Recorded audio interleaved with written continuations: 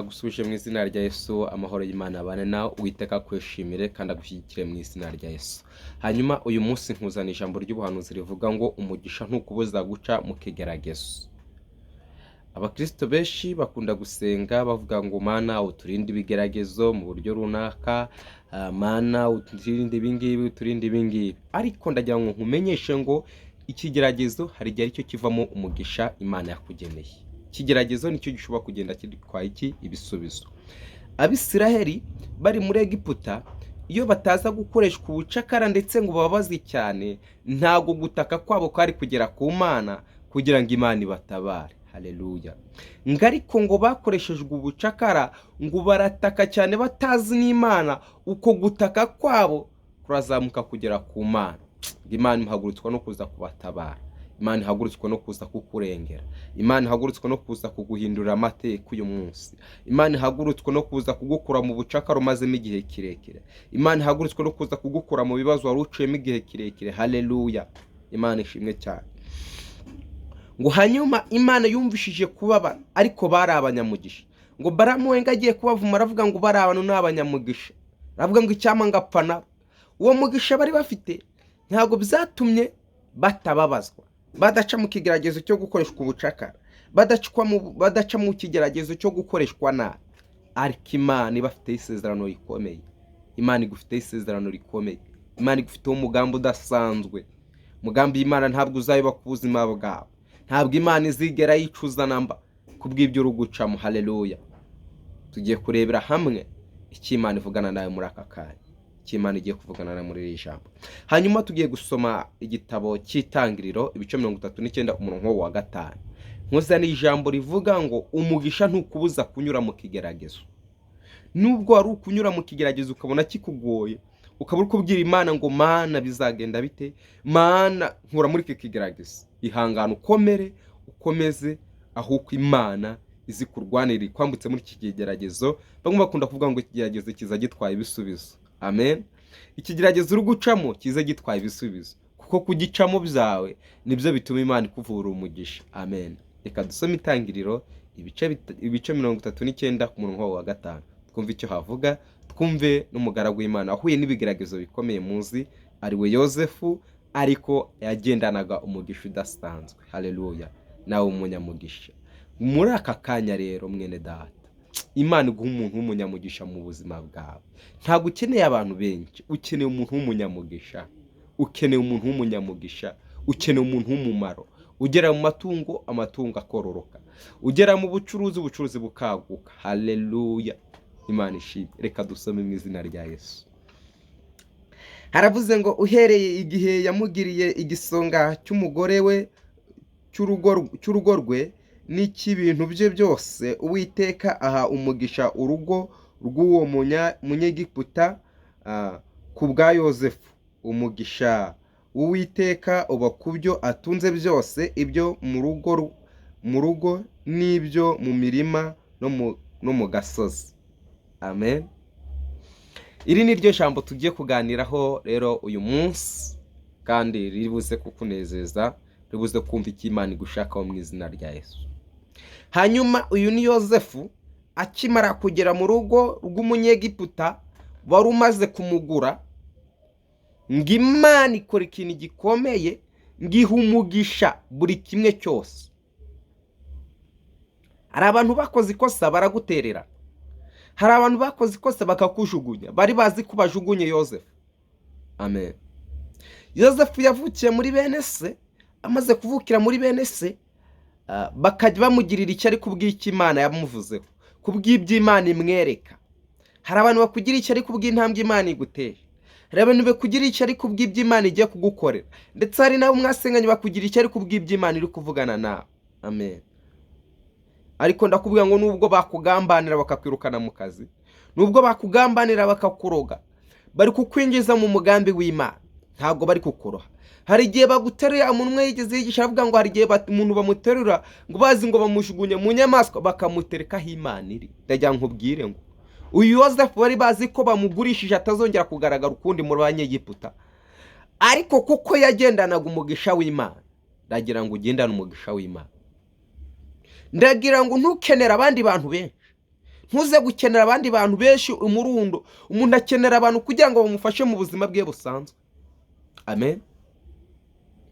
Ariko uyu munsi Yozefu ageze mu buzima bwawe, uyu muntu umeze nka Yozefu ageze mu buzima bwawe, uyu muntu umeze nka Yakobo ageze mu buzima bwawe, ngo Yakobo ise wa Yozefu nawe ngo yageze mu mukumbi, ngo amaze kugera mu ntama zo kwa sebukwe, ngo zirororoka, ngo ziragwira, ngo bakomeza bamuryarya, ariko kuko yari yagendanye umugisha w'Imana, nubwo bakomezaga bamuryarya bamukisha mu nzira zitandukanye,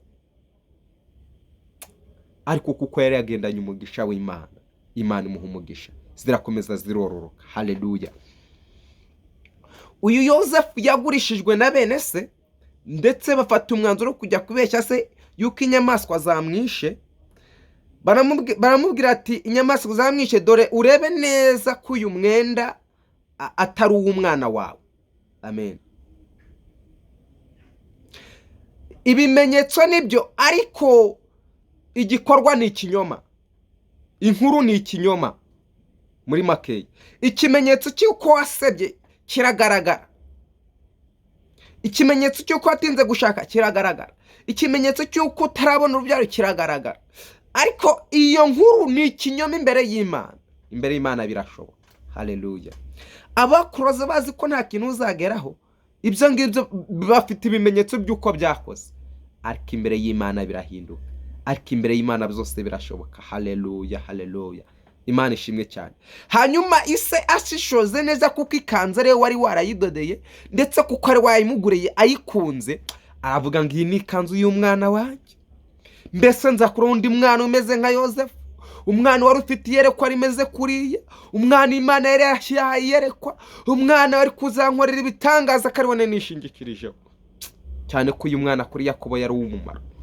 Yakobo yatenderera Rasheli imyaka 14, arangije kumubona mu myaka 14, uwo mwana umugore amaze kumubona nyina amara indi myaka myinshi amutegereje ataravuka. Umva n'umwana w'isezerano. Nubwo utinze kubyara, ariko uzi igihe uzabyara umwana w'isezerano. Nubwo utinze gushaka, ariko nushaka uzashaka umugabo w'isezerano, utazakugora, utazagukubita, utazakurushya mu izina rya Yesu. Haleluya. Nubwo utinze kubona amafaranga, ariko uzayabona agutunge maze ubone n'ubugingo buhoraho. Nubwo utinze mu kigeragezo, ariko hari ikintu Imana izakora gifite itandukaniro n'iry'abandi bantu. Haleluya. Hanyuma uyu Yozefu amakimara kugurishwa, bamujyana mu gihugu cya Egiputa. Amen. Haravuga ati wenda naba nduhutse umusonga we bene mama, bantotezaga, bambwiraga nabi. Hari igihe ugiye mu rugo iwanyu ugiye gushaka, hari ibintu ucitse uvuga ati ngiye mu rugo ngiye kuruhuka, nanjye ngiye kujya nigenga, ngiye kujya nkora ibingibi, ariko ugasanga ibyo watekerezaga n'ibyo usanze mu rugo ugasanga ntibihura, uko nibwo ugiye kubabara. Ariko ndakubwiye ngo umunyamasezerano arageragezwa. Sezerano rirageragezwa, ariko ntabwo rigaribora. Sezerano rya Yozefu ryarageragejwe ku buryo n'umugore yashatse kumfata ku ngufu, ariko aravuga ngo mpagaze ku isezerano ryanjye. Hagarara muri rya jambo riri muri ryo biravuga ngo ntabwo nzikuraho kuba inyangamugayo kuko ndi umunyamasezerano. Amen. Mbese uri umunyamasezerano imbere y'Imana, Imana ikugirire neza. Ndagira ngo nkubwire ngo uhumure uyu munsi ukomera. Amen. Umunyamasezerano aca mu kigeragezo kikamugora. Yozefu yaca mu kigeragezo cyo kwangwa na bene se, aca mu kigeragezo cyo gutotezwa inzira zose, aca mu kigeragezo cyo gushaka gufatwa ku ngufu, aca mu kigeragezo cyo gushyirwa muri gereza.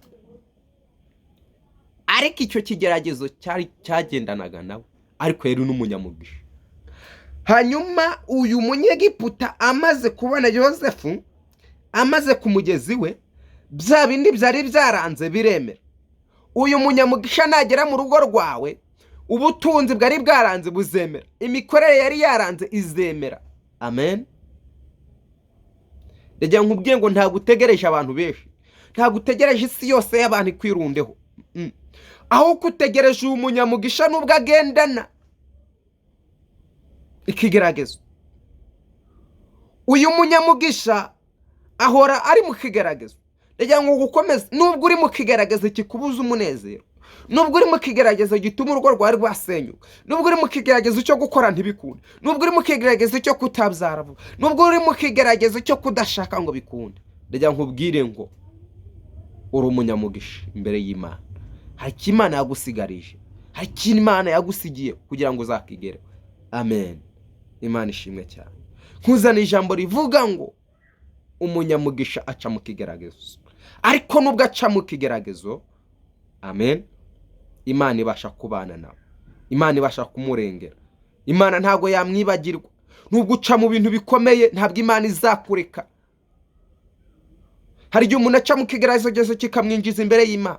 Yozefu yaciye mu kigeragezo cyo kwa Potifari, arangije guca mu kigeragezo, umugore ashaka kumufata ku ngufu, agiye kumufata ku ngufu, aramubwira ati wa ntibishoboka, aramubwira ati bakujyane mu nzu y'imbohe. Uyu mugore yarize avuga ati yaragiye kumfata ku ngufu, bwahehe. Ibimenyetso ni ukuri, biragaragara ko yari amusanze mu cyumba, ariko inkuru ni ikinyoma. Inkuru ni ikinyoma. Nubwo Satani yaguteje ibibazo akakwereka ko nta kintu uzagera, ibimenyetso ni ukuri, ariko ndakubwiza ukuri neza yuko inkuru ari inkuru atari ko iri. Yesu niwe ujya uhindura amateka. Yarazi ko Yozefu iyi gereza bamushyizemo yashyirwagamo abantu bakomeye bagambaniye umwami, bakurwagamo ku mpamvu imwe cyangwa ku yindi, bakurwagamo agiye kwicwa, yakurwagamo, amen,